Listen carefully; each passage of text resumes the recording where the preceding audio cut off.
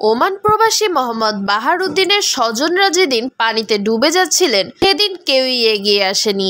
সবাই শুধু mobile phone দিয়ে ভিডিও করছিল। আর এসব বিষয় নিয়ে অভিযোগ তুলেছেন মোহাম্মদ বাহারউদ্দিন। এই বিষয় নিয়েই থাকছে বিস্তারিত আজকের ভিডিওতে। Hello viewers, welcome to viral video channel. তাহলে চলুন আর দেরি না করে শুরু করা যাক মূল আলোচনা। লক্ষ্মীপুরে ঘটে যাওয়া এই ঘটনার পর থেকেই বেশ আলোচনায় রয়েছে মোহাম্মদ বাহারউদ্দিন এবং তার পরিবার। আর এই বিষয়ে বিভিন্ন সাংবাদিকরা তাদের বাড়িতে গিয়েছিলেন তাদের সাক্ষাৎকার নেওয়ার জন্য। আর সেখানেরই এক পর্যায়ে বাহার এই বিষয়ে উল্লেখ করেন যে যখন চালকের অসতর্কতার কারণে তাদের মাইক্রোবাসটি একটি নালায় পড়ে যায়, তারপর কেউই সাহায্যের জন্য এগিয়ে আসেননি। চালককে বলেছিলেন গাড়ির দরজাগুলো খুলে দেওয়ার জন্য, কিন্তু চালক তখন এত কিছু না ভেবে জানালা খুলে নিজে পালিয়ে যায়, যার ফলে জানালা দিয়ে পানি ভিতরে ঢুকে আসে আর বাহারউদ্দিনের পরিবারের বাকি সদস্যরা বেরিয়ে আসতে পারেন না। আর এসব কথা বলতে বলতেই কান্নায় ভেঙে পড়েন তিনি। বাহাররা 3 ভাই, তার মধ্যে 2 ভাই ওমানে থাকতেন আর 1 ভাই সৌদিতে থাকতেন। এই ঘটনার পর বাকি 2 ভাইও দেশে ফিরে আসেন।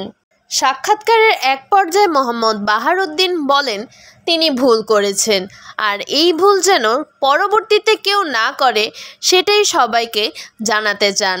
তিনি বলেন সে চাইলে আরও কিছুক্ষণ পর পরিবারের বাকি সদস্যদের সাথে দেখা করতে পারতেন, কিন্তু তিনি চেয়েছিলেন প্লেন থেকে নামার পরে যেন বিমানবন্দরে সবার সাথে দেখা হয়, আর তাই তিনি সবাইকে আসতে বলেছিলেন।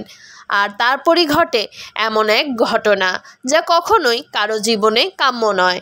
ভিডিওর এই পর্যায়ে বলে নিতে চাই, যারা আমাদের চ্যানেলে নতুন, চ্যানেলটাকে সাবস্ক্রাইব করতে একদমই ভুলবেন না। এতে করে আমরা যখনই কোনো লাইভে আসব বা ভিডিও আপলোড করব সেটার নোটিফিকেশন চলে যাবে আপনাদের কাছে।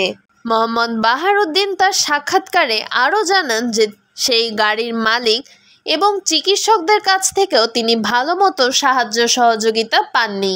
আচ্ছা ভিউয়ার্স, আপনাদের কি মনে হয় তারা কেন সাহায্য সহযোগিতা করেনি? এর পেছনে কি কারণ থাকতে পারে?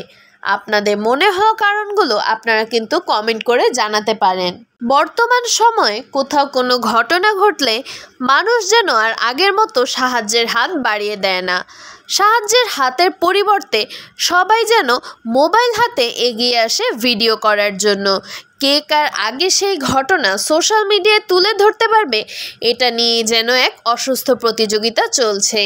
তারা যদি এসব কথা চিন্তা না করে সময় মতো সব ঘটনায় মানুষের পাশে গিয়ে দাঁড়াতো, সাহায্যের হাতটা বাড়িয়ে দিত, তাহলে হয়তো ঘটনার পরিমাণ কমে আসতো। সো ভিউয়ার্স, আজকের ভিডিও এই পর্যন্তই। পরবর্তী ভিডিও দেখার জন্য সকলকে আমন্ত্রণ রইল। ধন্যবাদ।